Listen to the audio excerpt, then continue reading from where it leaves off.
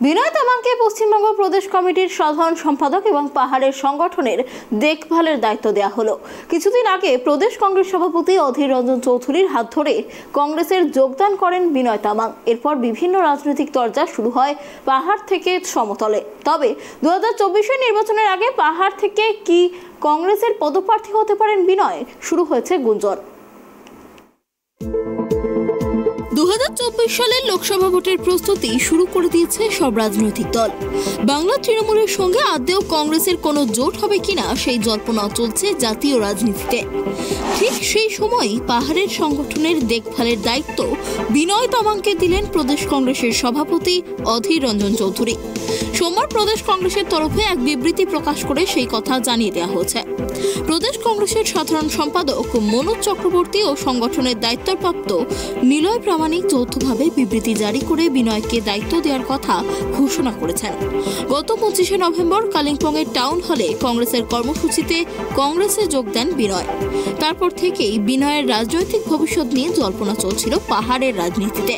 সব জল্পনার অবসান ঘটিয়ে পাহাড়ের সংগঠনে বিনয়কে ইনচার্জ করেছেন অধীর। প্রসঙ্গত 2019 সালে দার্জিলিং বিধানসভা কেন্দ্রের উপনির্বাচনে তৃণমূল প্রার্থী হয়েছিলেন তিনি, কিন্তু বিজেপি প্রার্থী নীরজ তামাং জিম্বার কাছে পরাজিত হন বিনয়। তবে বছরখানেক আগে তৃণমূলের সঙ্গে সমস্ত সম্পর্ক ছিন্ন হয়েছিল। তারপর থেকে তাকে নিয়ে নানাবিধ গুঞ্জন শোনা যাচ্ছিল পাহাড়ে।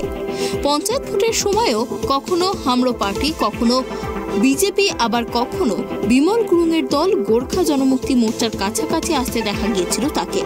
তবে নভেম্বর মাসে সকলকে চমকে দিয়ে আনুষ্ঠানিকভাবে কংগ্রেসে যোগ দেন বিনয়।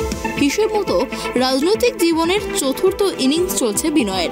একসময় পাহাড়ে সুভাষ ঘিসিংয়ের হাত ধরে জিএনএলএফ এবং পরে বিমলের সঙ্গে গোর্খা জনমুক্তি মোর্চা তৈরি করেছিলেন এই নেতা। পরে বছরখানেকের জন্য তৃণমূলেও নাম লিখিয়েছিলেন। কিন্তু বিনয়ের ঘনিষ্ঠ মহল সূত্রে খবর, পাহাড়ের তৃণমূল নেতাদের সঙ্গে তার সম্পর্ক ভালো ছিল না।